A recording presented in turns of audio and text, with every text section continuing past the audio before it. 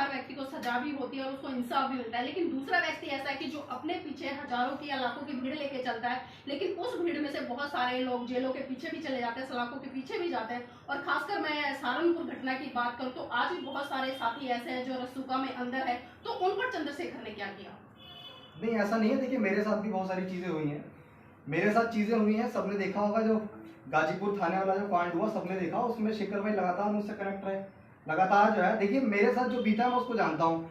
सहारनपुर वाला कांड जो हुआ उसके बारे में मुझे पूरी तरह से जानकारी नहीं है, लेकिन मेरे साथ जब चीजें हुई, मेरा साथ उन्होंने दिया, मेरे साथ उन्होंने चीजें की, तो मैं कहूंगा कि हाँ, उन्होंने साथ दिया, समर्थन किया। और जो लाखों की भीड़ पीछे चल रही है ना, अगर हम लोग अपना जाने, बहुजन समाज का हर व्यक्ति जो है परिपक्व नहीं है, लेकिन संघर्ष करते हैं। जब संघर्ष लोगों को अच्छा लगता है तो युवा जो है साथ देता है, समर्थन करता है। और सभी लोग जो शेखर भाई के पीछे भीड़ चल रही है, उस भीड़ का सिलास तो यह है कि हम लोग हैं, हम जो है उनसे प्यार करते हैं, मोहब्बत करते हैं, समाज की लड़ाई लड़ रहे हैं, तो हम भी अपने साथ जो है युवाओं को लेके जाते हैं, और लोग भी युवाओं को लेके जाते हैं। वो भीड़ जो है अपने आप लेके नहीं चलते हैं घर से।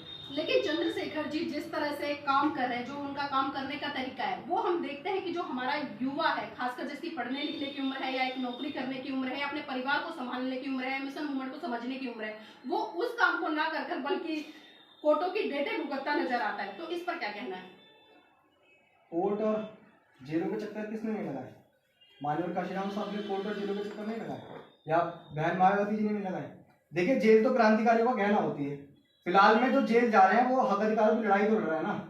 लेकिन साहब मान्यवर काशीराम जी ने और बहन जी ने अपने जो युवा है, खासकर बहुजन समाज के लोग, उनको बिल्कुल साफ साफ मना किया है कि आप इस तरह के आंदोलनों में भागीदारी ना निभाएं, क्योंकि सबको पता है, खासकर बहन जी और साहब काशीराम जी की आपने बात की, उन्होंने युवाओं को कभी भी इस तरह को नहीं मेरी बात सुनिए। और उन्होंने हमेशा ये बताने का प्रयास किया कि अगर हमारे समाज का युवा जेलों के पीछे चला गया, उसकी पढ़ाई भी छूटेगी, उसका घर भी बर्बाद होगा और बहुत सारी चीजों से उनको झेलना पड़ेगा। अभी हमने जो रविदास मंदिर का आंदोलन देखा था, जिसमें कि 96 साथी हमारे 5-6 महीने सलाखों के पीछे रहकर आए, तो उनका जो परिवार था किस तरह से संघर्ष कर रहा था, उस परिवार से कभी चंद्रशेखर मिले जाके? मैं बताता हूँ आपको, सुनिए।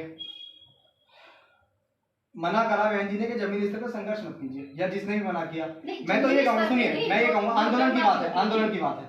SC/ST एक्ट का आंदोलन हुआ, क्या अगर हम लोग आंदोलन नहीं करते जमीनी स्तर पर, तो क्या वो SC/ST एक्ट बसता?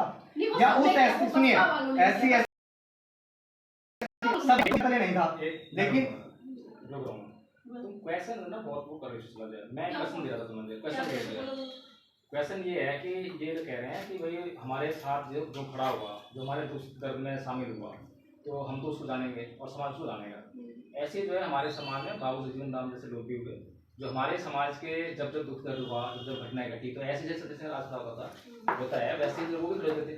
लेकिन वो जहाँ भी आते थे वो ये कहते थे कि भाई आपका जो मसीहा है वो अम्बेडकर नहीं है, आपका मसीहा जो है गांधी है।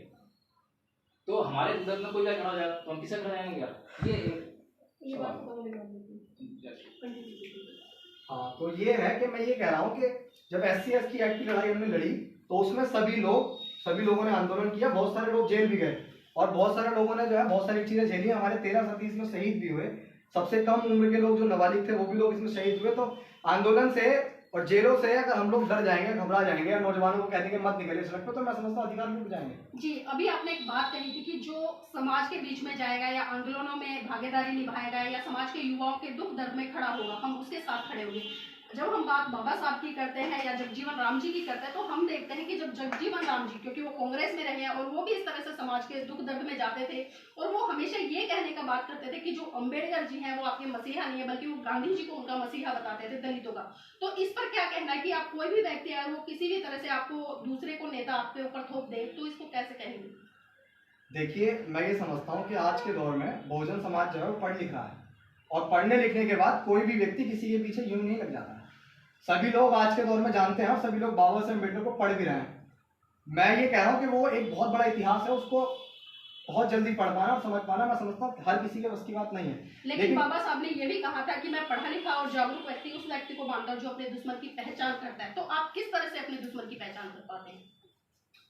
देखिए, दुश्मन की पहचान तो यह है, देखिए मैंने तो पहले ही कहा कि जो हमारे साथ हमारे दुख दर्द में शरीक हो रहा है, और ये सच्चाई भी है, आपके दुख दर्द में जो आपके साथ शरीक होगा, आपका हमदर्द वही तो होगा। या जो नहीं आ रहा है उसको मैं कैसे अपने अंदर मान लूं? देखिए 20 साल या 50 साल किसी व्यक्ति ने संघर्ष किया और जिस उसके संघर्ष के मैं बाद उस आज आप व्यक्ति लोग के हो। मैं उस लेकिन व्यक्ति एक के व्यक्ति बिल्कुल सुनिए, नया निकल गया मैं और उस साहस रहे आप व्यक्ति उसको दे नहीं, देते हैं। मैं उस व्यक्ति के संघर्ष को नहीं नकार रहा हूँ। मैंने तो कभी संघर्ष को नकारा नहीं। आप खुले तौर पे बहन जी की बात करें तो बहन जी जो है समाज के लिए आदरणीय, हमेशा आदरणीय रहेंगी। हम इस बात को नहीं कह रहे हैं, लेकिन अगर कोई युवा नया है, अगर वो राजनीति में भागीदारी चाहता है, राजनीतिक रूप से जो है समाज के लिए काम कर रहा है, तो अगर वो राजनीति में जाना चाहता है, गलत क्या है? सवर्णों की इतनी सारी पार्टियां हैं, उनको दिक्कत नहीं है। अगर बहुजन समाज की बड़े लेवल पे अगर 2 पार्टियां बनने को जा रही है तो क्या दिक्कत है?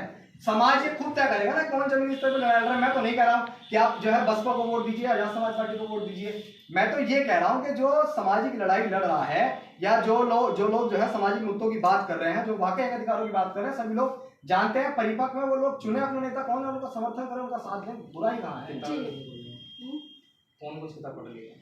मैं ये भी जानना चाहूंगी कि अब तक आपने जो बहुजन साहित्य पर लिखी हुई किताबें हैं या बहुजन महान पुरुषों का जो इतिहास है कितना पढ़ा है, कौन कौन सी किताबें पढ़ी? कुछ देखिए मैं बताता हूँ आपको, मुझे जो है मैंने जितना पढ़ा है ना वो मुझे मेरे फादर ने पढ़ाया, मुझे मेरे फादर ने समझाया।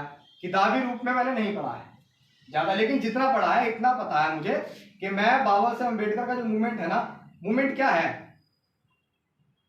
सामाजिक परिवर्तन, आर्थिक मुक्ति का आंदोलन है। मेरे फादर ने हमें सिर्फ इतना समझाया। देखिए मैं तो एक चीज जानता हूं कि हमारे लोग जो है जमीनी स्तर पर इतने मजबूत हो जाए कि कोई भी उनके ऊपर आग उठा के देखे ना, तो हम लोग उनको मुंह तोड़ जवाब देने का काम करें। आज हम ये मजबूती चाहते हैं और इसी मजबूती के साथ बहुजन मूवमेंट को आगे भी बढ़ाएंगे। देखिए समय जो है वो परिवर्तन चाहता है। पहले लड़ाई किसी और रूप में लड़ी गई, लेकिन आज जो लड़ाई है वो किसी और रूप में लड़ी जा रही है। लेकिन ये है कि सवाल यहाँ पे यही है कि हम लोग बहुजन मूवमेंट को मजबूती करना चाह रहे हैं। और बात किताबों की पढ़ने की, मैंने पहले ही बताया कि बाबा साहब अम्बेडकर का जो अध्याय है वो बहुत बड़ा है। और आजकल सभी के पास फोन है। मेरे फादर हैं, हमारे ताऊ हैं ओपी गौतम जी, अगर आप जानते होंगे, बोधाचार्य हैं, वो मेरे ताऊ हैं। और उन्होंने जितनी चीजें मुझे बताई, मैं तो बहुत छोटी उम्र से जो है भारतीय बौद्ध महासभा है, उनके जो प्रोग्राम हुआ करते थे, बहुत छोटी उम्र में जो है स्टेज साझा किया करता था। अपने फादर के साथ जाके बैठ जाया करता था, ताऊ के साथ बैठ जाया करता था। जो भाषणों में मैंने सुना, जो चीजें मैंने समझी, बस उस चीज को समझ के जो है हम लोग आगे चल रहे हैं।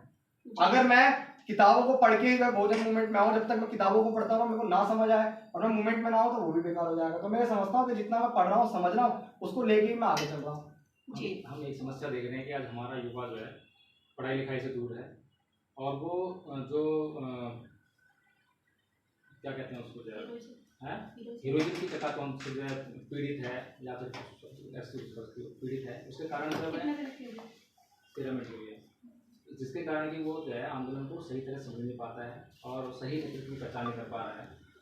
मेरी बात ये जो है सही साबित होती है, क्योंकि मैं यहाँ जितने भी युवा हमारे बैठे हुए हैं, किसने साहित्य पढ़ा है,